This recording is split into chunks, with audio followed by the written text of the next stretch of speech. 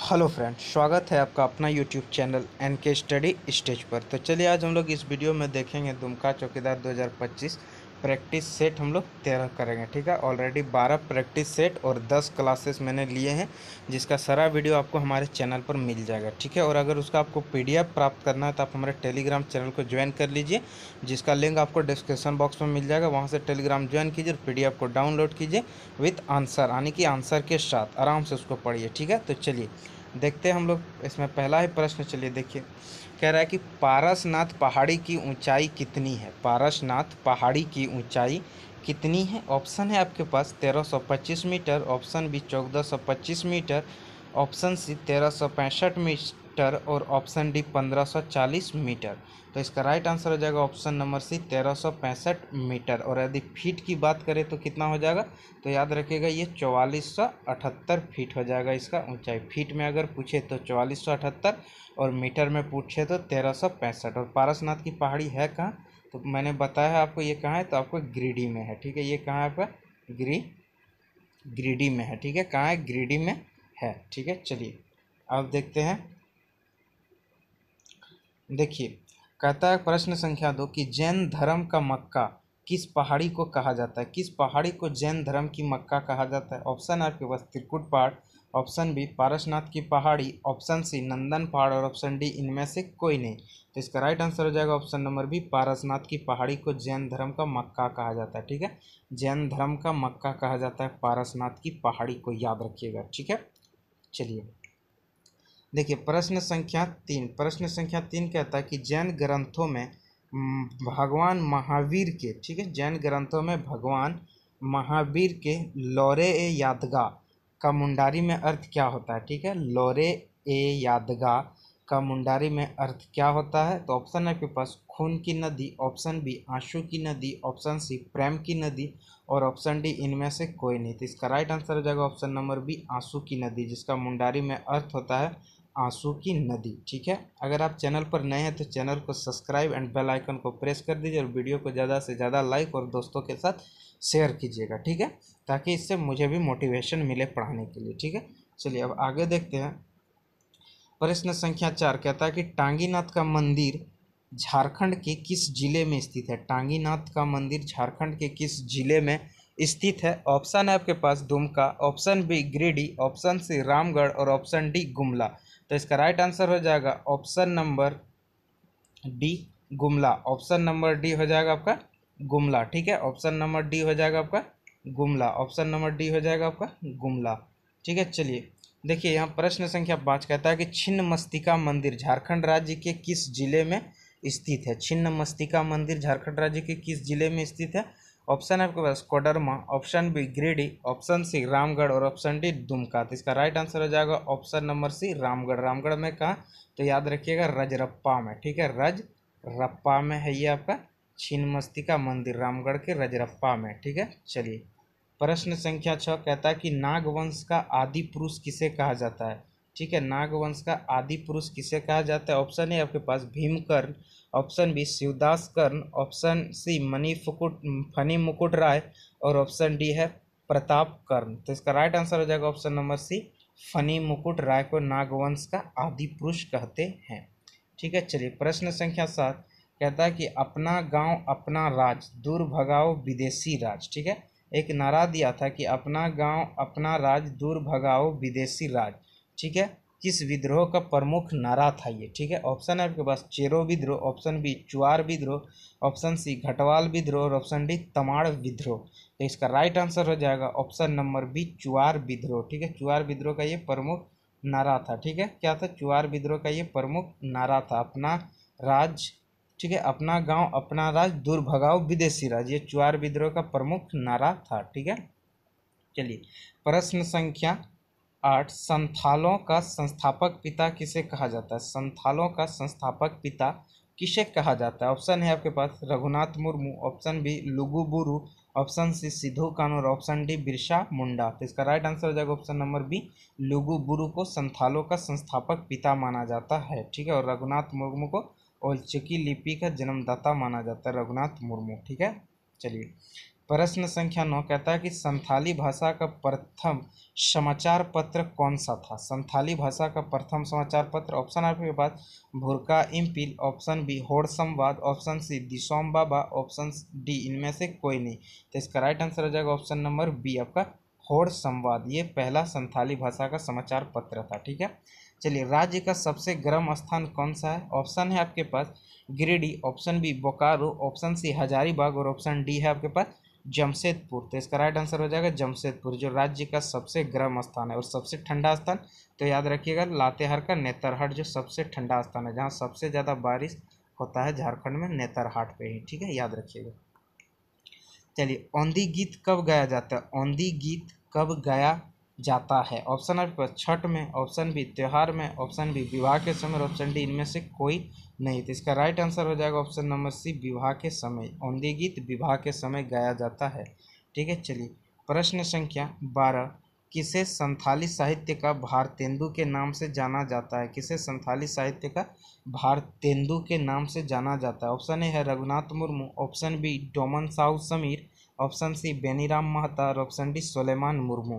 तो इसका right answer हो जाएगा option number B Doman Sahu Samir को संथाली साहित्य का भारतेंदु के नाम से जानते हैं हम लोग। ठीक है, चलिए प्रश्न संख्या 13 लंगड़े क्या है। प्रश्न संख्या 13 क्या कहता है कि लंगड़े क्या है। एक गीत है, नृत्य है, वादन यंत्र है या इनमें से कोई नहीं। इसका राइट आंसर हो जाएगा ऑप्शन नंबर बी लंगड़े एक नृत्य है। लंगड़े क्या है, एक नृत्य है। ठीक है, चलिए प्रश्न संख्या 14 कि बिरहोर का शाब्दिक अर्थ क्या है। बिरहोर का शाब्दिक अर्थ क्या है। ग्रामवासी, जंगल का आदमी या पहाड़ का आदमी या राजा। तो इसका राइट आंसर हो जाएगा ऑप्शन नंबर बी जंगल का आदमी। बिरहोर का शाब्दिक अर्थ है जंगल का आदमी। ठीक है, चलिए प्रश्न संख्या 15 पॉलिटिक्स है, काफ़ी इंपॉर्टेंट प्रश्न है। ठीक है, कहता है कि भारतीय संविधान किस अनुच्छेद के तहत राष्ट्रपति द्वारा जनजातियों को अधिसूचित किया जाता है। भारतीय संविधान के किस अनुच्छेद के तहत राष्ट्रपति के द्वारा जनजातियों को अधिसूचित किया जाता है। Option B 332, option B 360, option C 342 और ऑप्शन डी है 340। तो इसका राइट आंसर हो जाएगा ऑप्शन नंबर सी 342 के तहत अधिसूचित किया जाता है। चलिए देखिए झुमका जलकुंड किस जिले में स्थित है। ऑप्शन है आपके पास झुमका जो जलकुंड है वो किस जिले में स्थित है। ऑप्शन है आपके पास Deoghar, option B Godda, option C Sahibganj और ऑप्शन डी दुमका। तो इसका राइट आंसर हो जाएगा दुमका। चलिए प्रश्न संख्या 17 खतरे का संकेत किस रंग के होते हैं। खतरे का जो संकेत होता है तो उसको दिखाने के लिए कि ये खतरा है यहाँ पे, किस रंग का संकेत दिया जाता है। ऑप्शन है पीला, लाल, हरा या नीला। तो इसका राइट आंसर हो जाएगा ऑप्शन नंबर बी लाल। लाल दिया जाता है, हरा दिया जाता है। यहाँ सिग्नल, हरा सिग्नल देने से क्या होता है कि यहाँ कोई खतरा नहीं है। ठीक है, चलिए प्रश्न संख्या 18 फिजिक्स है, कहता है कि लेंस की क्षमता का एसआई मात्रक क्या है। लेंस की क्षमता का एसआई मात्रक क्या है। ऑप्शन है आपके पास dioptre, option B joule, option C ammeter और ऑप्शन डी पास्कल। तो इसका राइट आंसर हो जाएगा ऑप्शन नंबर ए डायोप्टर। और जूल किसका होता है तो याद रखिएगा जूल जो होता है ये ऊर्जा या कार्य का होता है। ठीक है, ऊर्जा या कार्य का होता है। और पास्कल होता है याद रखिएगा दाब का। पास्कल क्या होता है दाब, जिसको प्रेशर बोलते हैं। ठीक है, चलिए प्रश्न संख्या 19 कार्बन डाइऑक्साइड का उपयोग किसके लिए किया जाता है। कार्बन डाइऑक्साइड का उपयोग किसके लिए किया जाता है। आग जलाने में, आग बुझाने में, औषधि बनाने में या बारूद बनाने में। तो इसका राइट आंसर हो जाएगा ऑप्शन नंबर बी आग बुझाने में। ठीक है, आग बुझाने में। ठीक है, चलिए प्रश्न संख्या 20 क्लोरोफिल का केंद्र में क्या पाया जाता है। क्लोरोफिल का केंद्र में क्या पाया जाता है। ऑप्शन आपके पास calcium, option B sodium, option C magnesium या ऑप्शन डी आयरन। तो इसका राइट आंसर हो जाएगा मैग्नीशियम। क्लोरोफिल के केंद्र में मैग्नीशियम पाया जाता है और क्लोरोफिल के कारण ही पत्तों का रंग हरा रहता है। याद रखिएगा क्लोरोफिल के कारण ही पत्तों का रंग हरा रहता है और क्लोरोफिल के केंद्र में मैग्नीशियम पाया जाता है। ठीक है, चलिए कंप्यूटर डेटा की सबसे छोटी इकाई क्या है। कंप्यूटर डेटा की सबसे छोटी इकाई क्या है। बाइट, बीट, किलोबाइट या मेगाबाइट। तो इसका राइट आंसर हो जाएगा बीट। बीट को मिला के बनता है बाइट, बाइट को मिला के बनता है किलोबाइट और किलोबाइट को मिला के बनता है आपका मेगाबाइट। ठीक है, और बीट को मिला के बनता है आपका बाइट। तो याद रखिएगा सबसे छोटी इकाई बीट है, इसके बाद होता है बाइट, इसके बाद किलोबाइट, इसके बाद मेगाबाइट। तो सबसे छोटी इकाई क्या है तो आंसर हो जाएगा आपका बी नंबर बीट। ठीक है, चलिए देखिए कहता है कि एक वर्ग का क्षेत्रफल 144 सेंटीमीटर स्क्वायर है, तो वर्ग का परिमाप कितना होगा। तो देखिए वर्ग का क्षेत्रफल आप लोग को पता है, वर्ग का क्षेत्रफल जो होता है वो होता है क्या, भुजा का स्क्वायर होता है। ठीक है, भुजा का क्या होता है, स्क्वायर होता है। तो भुजा का स्क्वायर का मान कितना दिया, 144। तो इधर से अगर हम लोग स्क्वायर हटाएंगे, इधर से स्क्वायर हटाएंगे तो इधर रूट चढ़ेगा, तो 144 का अंडर रूट कितना होता है, 12। तो आपका भुजा निकल के आ गया कितना, 12। अब पूछा है कि परिमाप, तो वर्ग का परिमाप कितना होता है, 4 गुना भुजा, 4 गुने होता है भुजा, भुजा कितना निकला था आपका 12।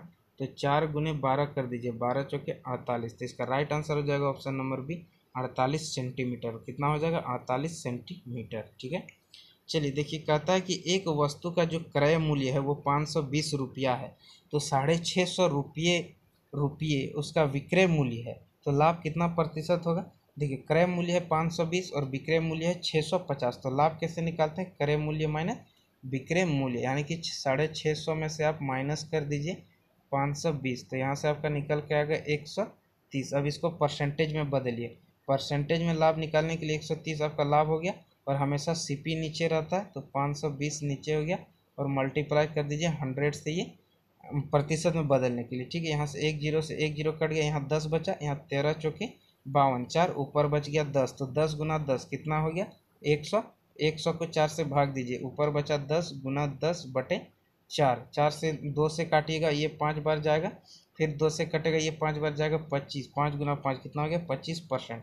4 है ना, एक बार 2 से काटिएगा तो ये 2 कटेगा, फिर इस 2 से इस 10 को काटिएगा तो 5, और यहाँ 5, तो 25% फिर क्या आ जाएगा निकल के, प्रॉफिट आ जाएगा। ठीक है, चलिए देखिए एक शब्द दिया है, यानी कि ए बी सी डी को इस रूप में लिखा गया है, तो उसी पुट का प्रयोग करके इसको आप किस रूप में लिखते हैं, तो कौन सा होगा। तो देखिए हम आपको बता देते हैं, सबसे पहले ए है, बी है, चलिए एक फ्रेश पेज लेते हैं।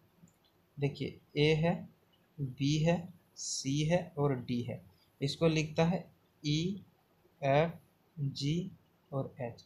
तो देखिए ए का पहले से एक होता है, जगह एक होता है, बी का 2 होता है, 3 का, सी का 3 और डी का 4, और इसका होता है 5 6 7 और 8, यानी कि सब में क्या क्या, तो 4 जोड़ के चला है, सब में 4 जोड़ के चला है, तो ए में 4 जोड़िएगा तो 5। उसी तरह आपको जेड ए बी सी में 4 जोड़ना है, तो देखिए जेड का जो मान होता है वो होता है 26, 26 में 4 जोड़िएगा तो आपका आ जाएगा डी। ठीक है, आपका आ जाएगा डी। चलिए डी आ गया, देखिए डी आ गया, तो देखिए हम यहाँ से लिखते हैं एक बार, जेड ए बी और सी। जेड में 4 जोड़िएगा तो ये डी बनेगा, एक में 4 जोड़िएगा तो ये ई बनेगा, बी में 4 जोड़िएगा तो ये एफ बनेगा, सी में 4 जोड़िएगा तो ये जी बनेगा, यानी कि D E F G, D E F G आपका ऑप्शन नंबर बी सही हो जाएगा। ठीक है, चलिए लास्ट प्रश्न है, कहता है कि 144 जो है 11 का संबंध 144 से है, तो 289 का संबंध कितना होगा। देखिए 144 का आप पहले अंडर रूट लीजिए, तो 144 का अंडर रूट निकल के आएगा आपका कितना 12, तो 12 में एक कम कर दीजिए हो गया 11, यानी कि ये कूट है। उसी तरह यहाँ से 289 का अंडर रूट लीजिएगा तो कितना हो जाएगा 17, और 17 में से एक कम कीजिएगा तो हो जाएगा कितना 16, तो इसका राइट आंसर हो जाएगा 16। कौन सा ऑप्शन, ऑप्शन नंबर सी का right answer option number C हो जाएगा। चलिए आज का इतना ही, थैंक यू दोस्तों, मिलते हैं नेक्स्ट वीडियो में, धन्यवाद।